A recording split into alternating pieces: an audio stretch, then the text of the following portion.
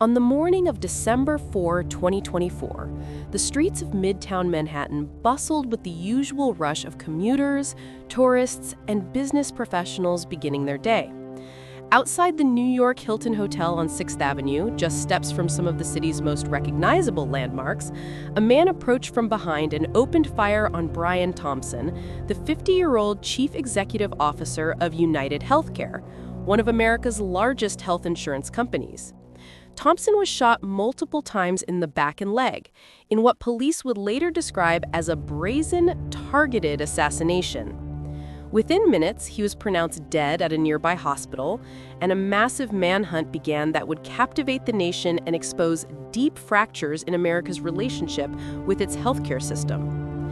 5 days later, on December 9, 2024, authorities arrested 26-year-old Luigi Mangione at a McDonald's in Altoona, Pennsylvania, after an employee recognized him from widely circulated photos. What followed was a complex legal saga involving state and federal charges, terrorism allegations, debates about the death penalty, and an unexpected wave of public support for the accused killer that shocked law enforcement and raised troubling questions about vigilante violence. Luigi Nicholas Mangione was born in 1998 into one of Baltimore's most prominent and wealthy families. The Mangione family name had been synonymous with success, philanthropy, and influence in Maryland for generations. Luigi's grandfather, Nicholas Mangione Sr., was born in 1925 in Baltimore's Little Italy neighborhood to poor Italian immigrant parents. Nicholas's father could neither read nor write, and the family survived on weekly bags of flour provided by their local church. They lived in a single-room apartment with an outdoor toilet, struggling to make ends meet in a city that offered little opportunity to those at the bottom. But Nicholas Mangione Sr. was determined to build a better life.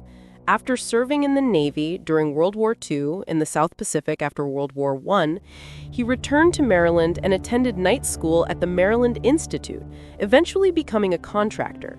Through hard work, shrewd business decisions, and a reputation for toughness in his professional dealings, Nicholas built a real estate empire. In 1978, he purchased the Turf Valley Resort and Golf and Country Club in Ellicott City, Maryland, which became the centerpiece of the family's holdings. He trained his 10 children, 5 sons and 5 daughters, to manage the country club and the growing portfolio of properties. By the time of his death in 2008, Nicholas Mangione Sr. had transformed his family from poverty to prominence, leaving behind a business dynasty valued in the tens of millions of dollars. Luigi's father, Louis Mangione, inherited and expanded the family empire. Louis owns Mangione Family Enterprises, which oversees the family's real estate holdings, and Lorien Health Services, an assisted living company founded by Nicholas in the 1980s. The family also owned WCBM, a politically conservative radio station in the Baltimore area.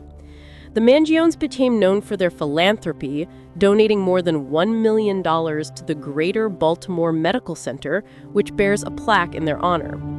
Luigi's mother, Kathleen Zanino Mangione, runs a boutique travel company and also comes from a prominent Italian-American family in Baltimore. One of Luigi's cousins, Nino Mangione, has served as a Republican member of the Maryland House of Delegates, representing Baltimore County since 2019. Luigi Mangione was the youngest of Louis and Kathleen's 3 children. He grew up in a privileged environment, attending country clubs and elite private schools. Starting in 6th grade, Luigi attended the Gilman School, one of Baltimore's most prestigious all-boys college preparatory institutions, where current annual tuition exceeds $37,000. At Gilman, Luigi excelled academically and athletically. He wrestled, played other sports, and was known among classmates as intelligent, driven, and ambitious.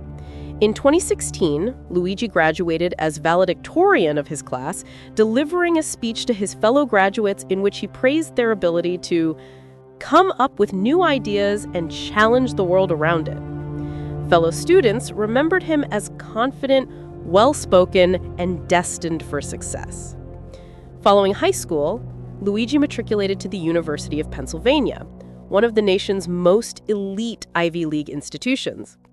At Penn, he pursued dual degrees in computer science and mathematics, completing both a bachelor's and a master's degree. According to a LinkedIn profile bearing his name, Luigi also served as president of a video game development club on campus, demonstrating his technical skills and leadership abilities. By all outward appearances, Luigi Mangione was living the American dream, a young man from a wealthy, successful family, armed with Ivy League credentials and boundless potential. But something changed. In the years following his graduation from Penn, Luigi's life took a darker turn. Friends and family members later described a young man who became increasingly isolated, frustrated, and consumed by chronic back pain that disrupted his life and limited his activities. Luigi underwent spinal surgery at some point, though the details and outcomes of that procedure remain unclear. What is clear is that his experience with the American healthcare system left him angry and disillusioned. He became fixated on what he perceived as the greed, corruption, and cruelty of the health insurance industry, particularly companies like United Healthcare that he believed prioritized profits over patient care. Brian Robert Thompson was born on July 10, 1974, in Jewell, Iowa, a small town in the rural Midwest. Unlike Luigi Mangione, Thompson did not come from wealth or privilege. He grew up in a working-class family and attended the University of Iowa, where he earned a degree in business administration. Thompson began his career in the healthcare industry in the 1990s, working his way up through various management positions at United Health Group, the parent company of United Healthcare. He was known as hardworking, ambitious, and deeply committed to the company's mission. In 2021, Thompson was named CEO of United Healthcare, overseeing one of the largest health insurance operations in the United States, serving tens of millions of members and generating hundreds of billions of dollars in annual revenue. Thompson was married with 2 sons and lived in suburban Minnesota. Colleagues described him as professional, strategic, and focused on growth and efficiency within the company. On the morning of December 4, 2024, Thompson was in New York City for United Healthcare's annual investor conference, scheduled to begin at 8 a.m. at the New York Hilton Hotel in Midtown Manhattan. Thompson was staying at a hotel across the street and left his room shortly before 6:45 a.m. to walk to the Hilton. Surveillance footage would later reveal that a masked gunman had arrived at the location on foot approximately 5 minutes earlier, waiting for Thompson to appear. The shooter stood against a building wall as pedestrians passed by, unnoticed in the early morning shadows. At 6:44 a.m., Brian Thompson began walking alone toward the Hilton entrance. The gunman emerged from his concealed position, approached Thompson from behind, and, at a distance of approximately 20 feet, opened fire on Brian Thompson. Thompson was struck once in the back and once in the leg. The shooter's weapon, later identified as a 9mm semi-automatic handgun with a 3D printed receiver and a homemade suppressor, misfired multiple times during the attack. Each time the gun jammed, the shooter calmly cleared the malfunction by racking the slide and continued firing, demonstrating a level of training or determination that shocked investigators. Thompson collapsed on the sidewalk, critically wounded. At 6:46 a.m., officers from the NYPD's Midtown North Precinct responded to a 911 call reporting a shooting in front of the Hilton Hotel. They found Thompson lying on the pavement, suffering from gunshot wounds to his back and leg. Emergency medical services transported him to Mount Sinai West Hospital, formerly known as Roosevelt Hospital, where he was pronounced dead at 7:12 a.m. Meanwhile, the shooter fled north into an alleyway between West 54th Street and West 55th Street, then proceeded west on 6th Avenue before boarding an electric city bike and riding towards Central Park. At 6:48 a.m., surveillance cameras captured the suspect riding the bike into Central Park, disappearing into the sprawling urban oasis that covers more than 800 acres. Police quickly determined that the shooting was not random, but a carefully planned assassination. At the crime scene, investigators recovered 3 live 9mm rounds and 3 9mm shell casings. Disturbingly, 2 of the shell casings had words written on them: deny and depose. A bullet found at the scene bore the word delay. These words were immediately recognized as a reference to tactics allegedly used by health insurance companies to avoid paying claims. Delay, deny, depose, a phrase that had become symbolic of patient frustration with the industry. The message was clear. This was not just a murder, it was a statement. The NYPD launched a massive manhunt, releasing surveillance images of the suspect to the public and offering a substantial reward for information leading to his arrest. Tips poured in from across the country as the images circulated on social media and news outlets. Investigators traced the suspect's movements before and after the shooting. They discovered that he had arrived in New York City on November 24, 2024, on a bus from out of state, and checked into the HI New York City hostel on the Upper West Side using a fake New Jersey driver's license under the name Mark Rosario. The suspect extended his stay at the hostel multiple times, remaining in the city for nearly 2 weeks before the attack. Surveillance footage from a Starbucks near the Hilton Hotel showed the suspect purchasing coffee shortly before the shooting, providing investigators with additional images. On December 9, 2024, 5 days after the murder, a McDonald's employee in Altoona, Pennsylvania, recognized a customer matching the description of the suspect. The employee contacted local police, who responded to the restaurant and apprehended 26-year-old Luigi Mangione without incident. When searched, Mangione was found in possession of a 9mm handgun with a 3D printed receiver, 2 ammunition magazines, multiple live cartridges, a homemade suppressor, and the same fake New Jersey driver's license used at the New York City hostel. Police also recovered approximately $8,000 in cash, leading prosecutors to argue that Mangione was attempting to evade law enforcement. Mangione contested this assertion, claiming he was unaware of the money's origin and suggesting it may have been planted, though no evidence supported this claim. Most significantly, police found a 262-word handwritten document in Mangione's possession.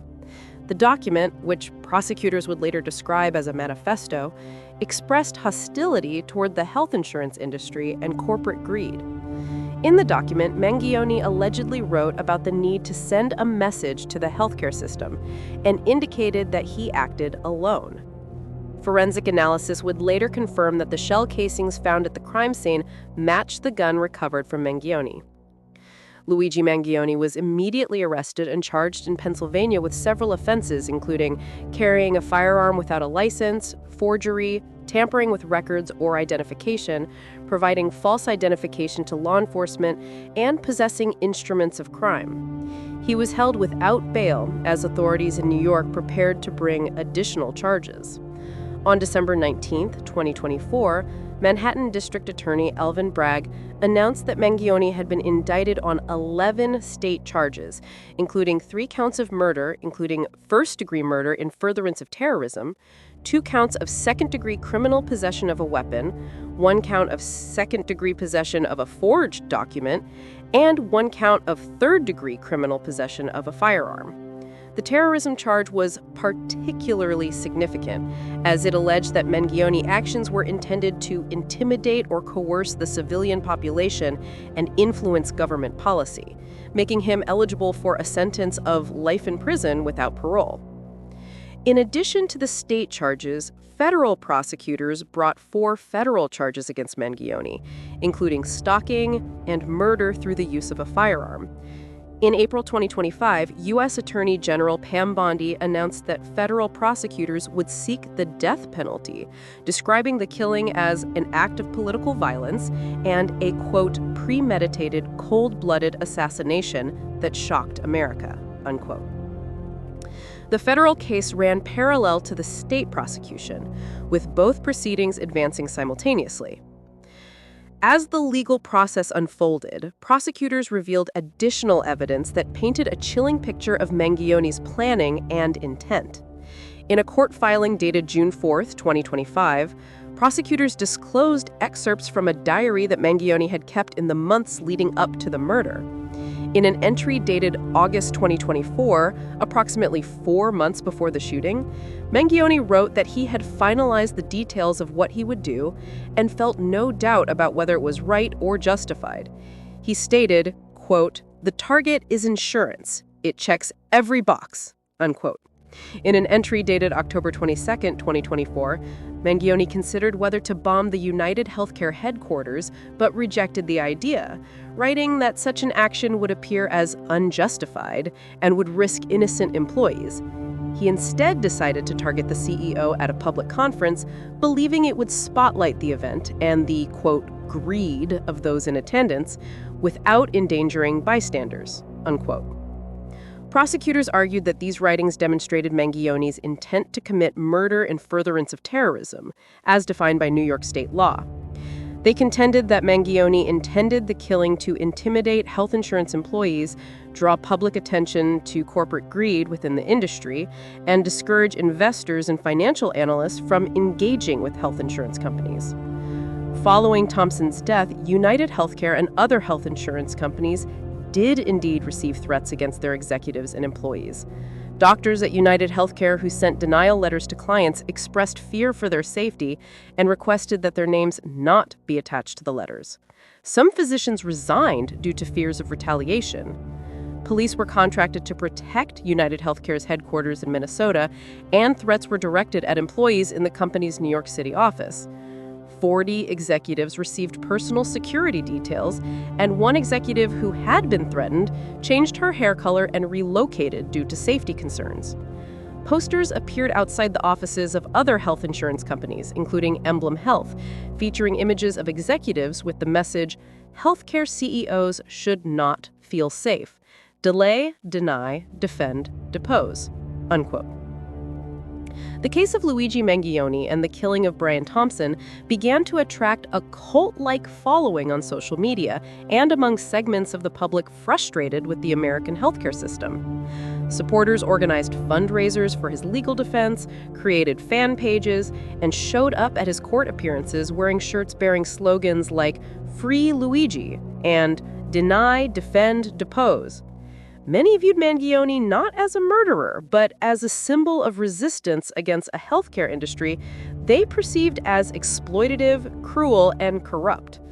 Public opinion polls revealed that significant numbers of Americans, particularly younger individuals and those who had experienced claim denials or financial hardship due to medical bills, expressed sympathy for Mangione's alleged motives, even if they did not condone their actions. This phenomenon alarmed law enforcement, prosecutors, and healthcare industry leaders who warned that glorifying violence could inspire copycat attacks and undermine the rule of law. Mangione's legal defense team, led by attorney Karen Friedman Agnifilo, argued that their client was not a terrorist, but a young man suffering from chronic pain and mental health issues who had become radicalized by his negative experiences with the healthcare system. They requested expedited discovery, noting that the case involved overlapping state and federal proceedings, one of which carried the death penalty. Defense attorneys also challenged the terrorism charges, arguing that the killing did not meet the legal definition of terrorism under New York state law. On September 16, 2025, a New York judge dismissed the terrorism-related murder charges against Mangione, ruling that the prosecution had not sufficiently demonstrated that the killing was intended to intimidate or coerce a civilian population or influence government policy. However, Mangione still faced a charge of second-degree murder in the state case, as well as the federal charges, which included the possibility of the death penalty. The dismissal of the terrorism charge was seen as a significant victory for the defense, though it did not eliminate the prospect of a life sentence or execution. Meanwhile, Mangione's Pennsylvania case remained effectively on hold. In October 2025, a judge ruled that because Mangione was in custody in New York on federal and state charges and refused to appear remotely for Pennsylvania proceedings, the Pennsylvania case would not move forward until he could appear in person. Federal officials denied his request to be transferred for court appearances in Pennsylvania while his New York case was ongoing, suggesting that Mangione would not face his Pennsylvania trial until after his federal case concluded. Mangione had been scheduled to appear in Pennsylvania court on November 7th, 2025, but the hearing was canceled after his defense team asserted his right to appear in person. The court must now be updated every 60 days on his ability to appear. As of November 2025, Luigi Mangione remains in custody awaiting trial on both state and federal charges. The state case, overseen by the Manhattan District Attorney's Office, continues to build its case around the second-degree murder charge and associated weapons offenses. The federal case, led by U.S. Attorney General Pam Bondi, proceeds with the death penalty on the table. Mangione has pled not guilty to all charges. The case of Luigi Mangione and the killing of Brian Thompson has sparked intense debate across the United States. For some, Mangione is a cold-blooded killer who deserves the harshest possible punishment for taking an innocent life in a premeditated act of violence. For others, he's a symbol of a broken healthcare system that prioritizes profits over people, leaving millions of Americans struggling with denied claims, unaffordable premiums, and medical debt. The fact that a young man from such a privileged background with every advantage in life could become radicalized to the point of committing murder reflects deep societal fractures and a healthcare crisis that remains unresolved. Brian Thompson's family continues to mourn his loss, describing him as a devoted husband, father, and professional who dedicated his career to improving healthcare access and outcomes. They have called for justice and expressed hope that his death will not be in vain. United Healthcare and United Health Group have implemented enhanced security measures for executives and employees, and the company has faced renewed scrutiny over its claim denial practices and profitability. The legal processings are expected to continue for months, if not years, as both state and federal cases move through the courts. Jury selection, motions, and trials will determine Luigi Mangione's fate, whether he will spend the rest of his life in prison, face execution, or, in the unlikely event of an acquittal, walk free. The case will also test the boundaries of terrorism law, free speech, and the role of public opinion in high-profile criminal cases. What is certain is that the killing of Brian Thompson on that December morning in Midtown Manhattan has left an indelible mark on American society, exposing the anger, frustration, and desperation many feel toward a healthcare system they believe has failed them. Whether Luigi Mangione's actions will lead to meaningful reform or simply stand as a tragic example of misguided violence remains to be seen. Please subscribe to the channel where I go into details of cases like this. For now, go watch this case next. It will be just as terrifying, if not more.